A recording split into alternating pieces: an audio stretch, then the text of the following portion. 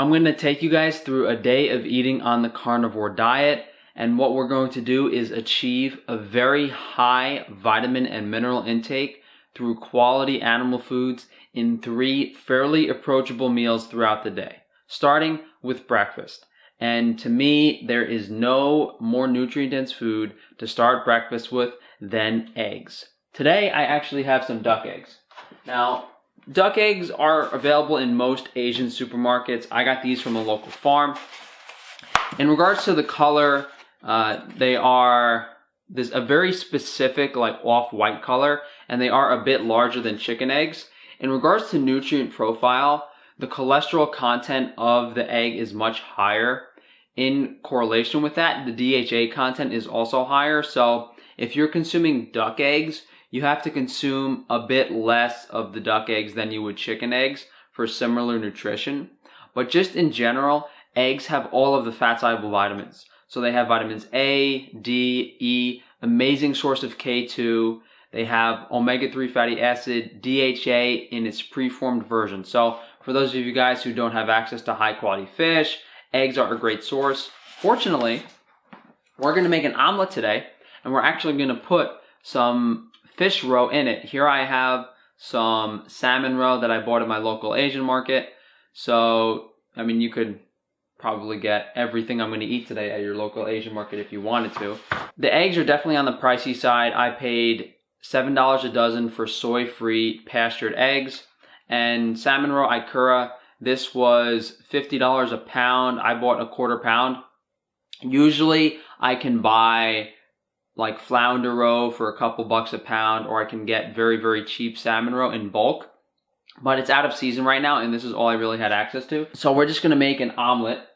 Some people are concerned about the anti-nutrient in egg white avidin depleting biotin, but it's not really a concern because there's plenty of biotin in the egg yolk. One thing I will note though is I usually do put more egg yolks than egg whites. Usually I'll reserve a couple egg whites for another recipe, and I'll put extra yolks in the omelet, especially if it's not duck eggs. Since duck eggs are much richer and have a richer flavor, what I can do is I can replicate that by adding more chicken egg yolks to a chicken egg omelet if I was making that instead. I'm going to whisk this up. Okay. So, the pan's been warming up on a medium heat. I think it's a little too hot, but we're going to roll with it anyway. So here I have some raw clarified butter. I clarify it because I'm allergic to the casein protein. The pan is a little hot, so we're going to take it off the heat. So I'm going to pour my eggs in. This is very easy to do. The key thing here is the nonstick pan, and you don't want to get the heat too hot. So we're just going to make some really soft scrambled eggs essentially, and then when they're about halfway cooked, we're just going to let it sit in the pan for a few minutes. For me, the only difficult thing with making an omelet is making sure the bottom doesn't get too brown. So the eggs are still a little wet. I'm going to lower the heat. I'm going to spoon a little butter into the omelet itself. Pour a little bit of the raw egg from the bowl into the omelet. And really just like move the pan around on the heat to make sure that the heat distribution is even. While this finishes cooking, I'm just going to put a little bit of salmon roe in here. And you know, a tablespoon or two a day is plenty. You're getting a ton of DHA by doing this. And I mean, this isn't really necessary, but I really do enjoy emphasizing on a very high nutrient density. And I know some of you guys might have seen like Sean Baker's Instagram where he makes eggs and has wild caught salmon on the side.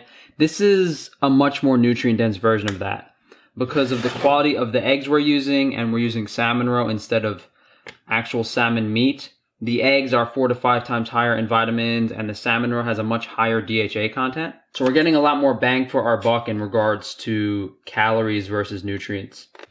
That looks good. Okay. I'm not really doing this properly, but this will work too. You can just roll it essentially in the pan. Here we have our salmon roe omelet. The outside is, I mean, it's a lot more cooked than I wanted it to be, but it's okay. All right, guys, honestly, I'm not sure how much I'm gonna like this omelet because I tasted the salmon roe, and it's extra fishy, so we'll see. I think I'm gonna regret adding the salmon roe to these eggs. I mean, you know, people put salmon on eggs Benedict all the time, so I was like, it makes sense to put salmon roe in an omelet, but we'll see. I put a lot in.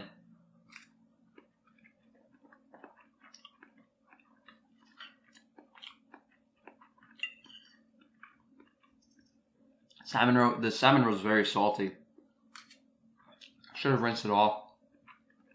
I think the key here is put a little extra butter in the omelet and don't use too much salmon roe. You know, even though I overcooked this and I only used a little bit of clarified butter, this is still really good. The amount of nutrition we're getting from this meal in regards to fat soluble vitamins, DHA, I mean, this is really all most people would need for a couple days to probably a week. You know, the duck eggs, granted they're high quality, have all the fat soluble vitamins, and the salmon roe is literally one of the healthiest foods you can consume. Has the highest DHA content out of any food there is. That being said, next time I would definitely have the egg separately from the salmon roe. So that's it for breakfast. The only thing additionally that I would warrant doing is, you know, this is when I would take a vitamin D3 supplement if it was necessary. You know, if I wasn't getting sun, if I wasn't going to the tanning salon.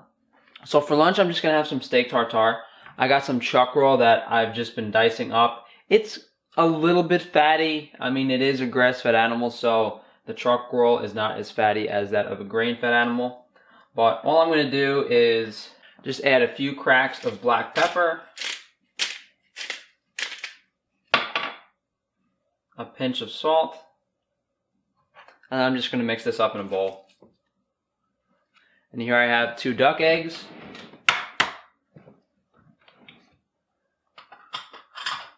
Okay, so I got my duck egg yolks on the tartare. I'm just going to put a little extra salt and some black pepper on top. And yeah, I know there's going to be like half a dozen vegans commenting, oh, you have to season your meat to make it taste good. No, I don't. I could eat this completely raw and I will enjoy it. I like it a little better with salt and pepper. I know you guys might want to add half the pantry worth of seasoning to make your food remotely palatable.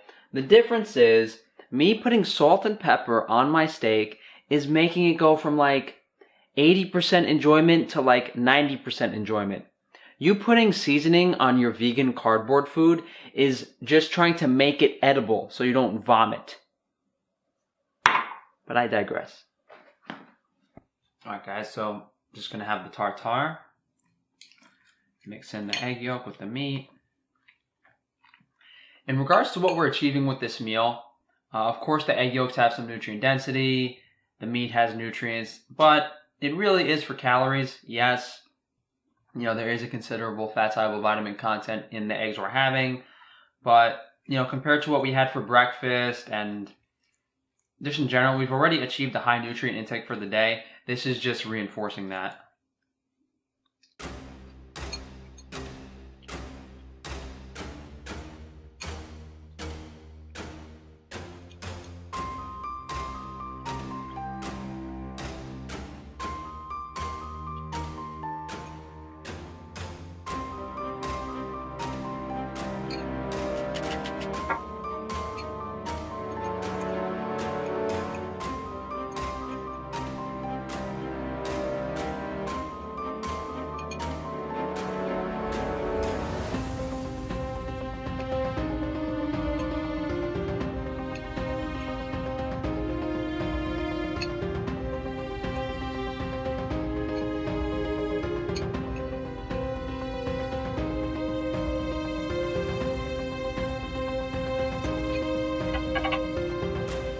For any of you guys with an aversion to raw meat, black pepper, salt, egg yolk makes it amazing. Even the seagulls want some. So the pepper I use is an organic Italian black peppercorn from Whole Foods. And the sea salt is just Eden Celtic sea salt. I got a bunch of Celtic salts on my Amazon shop if you guys want to check that out in the comments. But that's going to be it for lunch. I'm pretty full right now. Probably wait a couple hours for dinner. So for dinner, I'm having some beef short ribs. The reason I have short ribs is because it is where the animal carries fat naturally. So when we have a grass-fed cow, they're not predisposed to having as much marbling in the steaks and cuts that we're used to eating. In the case of things like short rib, brisket, belly, these very fatty cuts are what our indigenous ancestors preferred, as it is the only part of the animal where these wild and grass-fed animals will actually store fat.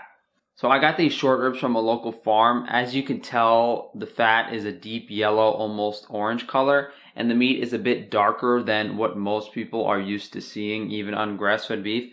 So we're going to take these outside, throw them on the grill, just get a quick sear on the outside, just to build some flavor and kill any bacteria that might possibly be on the outside. And part of it is to remove the negative flavor of the plastic cryovac that was on the meat. Super cold outside today. I think it's like 15 degrees. And I usually don't complain unless it gets below 20, but it is below 20, so. So for any of you guys who are unfamiliar with my grilling setup, I actually have a gas grill that I put wood in. So I broke the grates a couple months ago, and I laid those grates over the burners, and then I put wood on top of the grates, and then I got new grates on top. So I have wood that can rest on the grates. The gas fire starts the wood very rapidly, and within 3 to 4 minutes, I have a raging hot wood fire that I can grill my meat on. The reason I like this is twofold. One, the flavor of the wood is unmatched, and two, the fire gets much hotter much quicker. So it's literally a matter of 2 to 3 minutes most days waiting for the grill to heat up. And all I'm really doing here is I'm just going to char the outside. So we're almost done. As I said, I just want to kill any negative bacteria that might be on the meat from cross-contamination during the butchering process. And I also want to remove the negative flavor of the plastic cryovac packaging, the vacuum seal that was on the meat beforehand. So I know some of you clowns might have noticed the pill case next to me earlier. And I forgot to move it out of the way, but this is my mother's. She had a double kidney transplant. She's had a lot of health problems over the past few years, so she usually just leaves this on the table. And I like to think you guys would believe that I am 100% transparent with everything I do, but, you know, people with not particularly high IQs tend to try to discredit people at every chance they get. That being said, here I have the grass-fed short rib. What I actually did was cut it off the bone before I put it on the plate, so I didn't have to do that while eating it. And if you guys take a look, we have some beautiful yellow beef fat. All I do here, I sprinkle a little bit of salt on it. And, you know, this could be tough. You just have to make sure to cut it against the grain and cut small pieces, and it's fine. The fat is like grassy and nutty, has this slight hint of a barnyard flavor. It's like, it's good. This isn't like the best grass-fed beef I've had, but it's not bad, that's for sure. And if you guys want to see the cooking temperature on the meat, as you saw earlier, all we did was sear it on the outside. So it's pretty much raw meat with just a crust on the outside, which some people call like blue rare. The yellow color of the beef fat comes from the carotenes in the grass. And if we can assume that the grass has these carotenes in it, it's also higher in the other vitamins. So not only is this grass-fed beef higher in vitamin A, it's higher in vitamin K, vitamin E, probably 4 to 5 times higher in various precursors to EPA and DHA as well, the linoleic and the linolenic acids. The reason I get into so many arguments about grain-fed versus grass-fed is because it's not really subjective. Yes, grain-fed prime ribeye, dry aged with proper cooking, insane amounts of marbling, salt and pepper on it, tastes good, if not better than most grass-fed steaks, because people aren't used to the texture or flavor of them. But if we're comparing other cuts of meat, and most importantly, if we're comparing grass-fed versus grain-fed fat side by side, the grain-fed fat is literally inedible compared to the grass-fed fat. The grass-fed fat is soft, it's nutty, it's sweet, it has a slight grassy flavor. The grain-fed fat in its raw state literally tastes like off-acrid plastic corn. It's without a doubt a negative flavor. By cooking the meat, by covering up the negative flavors of the grain-fed beef, that is why people prefer grain-fed. They're buying crappy grass-fed beef and they're not cooking it properly. And I know these people haven't had high-quality grass-fed beef because I've worked in some of the best steakhouses in New York City. I've tasted plenty of excellent steaks, and I know that this grass-fed meat has a unique and better flavor than any grain-fed fat I've ever tasted. Like when I bite into this grass-fed beef fat, I literally think to myself, what the F? This is so good, it's crazy. I have never thought that when biting into a grain-fed ribeye steak.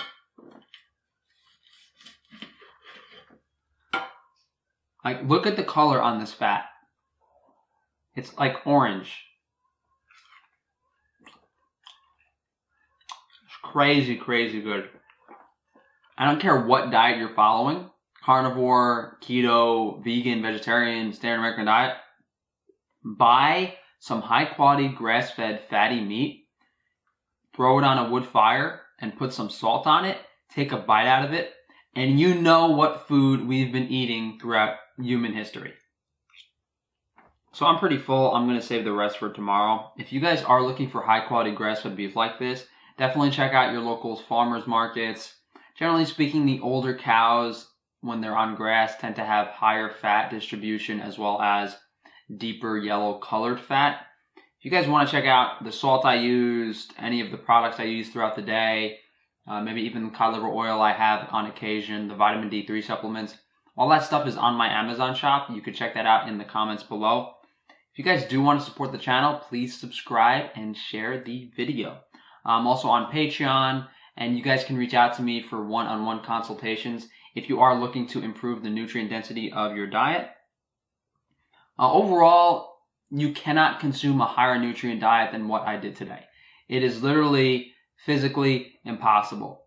Maybe you could have gotten a slightly higher vitamin A intake because I did not consume any liver today, but in regards to overall fat-soluble vitamin intake, there is no parallel to the carnivore diet. If you eat like this, if you try these foods, you will feel the difference immediately. It is unbelievable. So, thank you guys for watching, and